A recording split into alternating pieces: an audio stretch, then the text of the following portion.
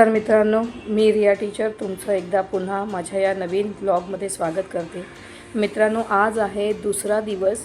घाई गडबडीत मी टाकायचं विसरून गेली की 2 दिवस बॅक टू बॅक कार्यक्रम असल्यामुळे फार एक्झॉस्ट होतं, त्याच्यामुळे मला जमलं नाही मित्रांनो। पण नक्कीच स्वामींची कृपा माझ्यावर असल्यामुळे मला ही इच्छा झाली की अरे आपलं काहीतरी राहिलं आहे, तर त्याप्रमाणे मला ती आठवण झाली आणि आज मला वेळ मिळाला तरी म्हटलं नक्कीच आज तुमच्यासोबत माझा तो दिवस शेअर करते।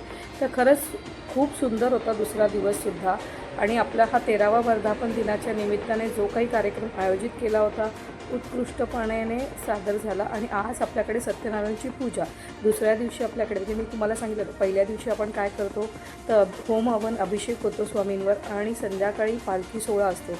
त्याचप्रमाणे दुसऱ्या दिवशी आपल्याकडे सकाळी सत्यनारायणची महापूजा असते आणि त्यानंतर संध्याकाळी भजन कीर्तनाचा कार्यक्रम असतो। म्हणजे यावेळी आपल्याला मेजवानी मिळालेली आहे स्वरांगिणी मराठे आणि राजयोग धुरी यांचे डुईट होणार आहे। यांनी स्वामीमय वातावरण आपल्यासाठी उपलब्ध करून देणार आहेत। तर त्याप्रमाणे आपणही सगळ्यांनी आवर्जून यावं यांनी तुम्हाला सगळ्यांना विनवणी केलेली होती। आणि जे काही तुम्हाला जसं काही स्वामींची वेडीवाकडी सेवा करता येईल ती तुम्ही नक्की करा। स्वामींच्या पाठीमागे एक मोठा मठाच्या मागे एक मोठा फोटो आहे, मला तो खूप आवडतो। म्हणजे त्या फोटोलासुद्धा मी नेहमी वंदन करते, अगरबत्ती दाखवते, थोडी फुलांची रांगोळी काढते, कधी आपल्या वाईट रांगोळीने त्याची शोभा आरास करत असते।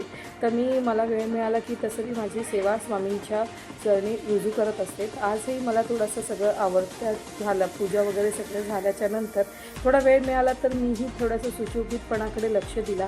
आणि संध्याकाळी आपल्याकडे याच रस्त्यावर स्वरांगिणी मराठे आणि राजयोग धुरी याचे स्वामींच्या भजनाचा कार्यक्रम आपण इथे आयोजित केला आहे। तर त्या कार्यक्रमाला सगळेजण उपस्थित राहतील, कारण आपल्याकडे खूप जागा कमी असल्यामुळे आपल्याला ते सगळं मॅनेज करणं थोडं कठीण जातं। पण नक्कीच मित्रांनो, कार्यक्रम दणक्यातच होतो दरवेळी, त्यामुळे याही वर्षी खूप मजा येणार आहे। खूप आनंद, खूप सकारात्मक ऊर्जा, पॉझिटिव्ह एनर्जी आपण घेऊनच स्वामींच्या मठातून बाहेर पडणार आहोत। आणि माझं आत्ताचं संपूर्ण दर्शन म्हणजे मी पण काय करते की गर्दीच्या वेळी जर आपण ती वेळ साधली, गर्दीला अवॉइड केलं, गर्दी तर सकाळ संध्याकाळ होणारच त्यात नो डाऊट, पण तरीही त्यातून एक जेवणाची वेळ लोकांची असते की त्या वेळात लोक 2 वर्षानंतर त्यांचा शिष्य या ठिकाणी उपस्थित आहे। आपल्याला ही खरंच चांगली पर्वणी आपल्याला या ठिकाणी पाहायला मिळाली, ऐकायला मिळाली। आपण खरंच कृतज्ञ झालो। आपल्याकडे ते दोन्ही दिग्गज संस्थेचे अध्यक्ष संजय बाबू दरेकर व खजिनदार चंद्रकांत गुजर यांना मी विनंती करतो की आपण व्यासपीठावर यायचं आहे। या ठिकाणी 2 मिनिटाचा एक ब्रेक घेतला गेलेला आहे। आता या ठिकाणी उपस्थित असलेल्या व्यासपीठावरील सर्व गायक आणि वादक वृंद यांचा छोटासा एक सत्कार करण्यात येणार आहे। संस्थेचे अध्यक्ष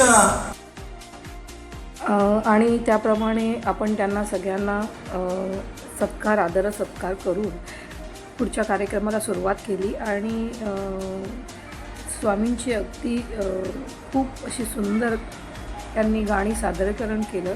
म्हणजे माणसांना एका जागे टिकून ठेवण्याचं काम या स्वामीमय भक्तांनी केलं आणि स्वामीमय वातावरण तयार झालं।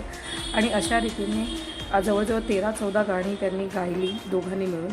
आणि मग आपल्या कार्यक्रमाचा आजचा दिवस इथेच तुर्तात थांबवण्यात येत आहे।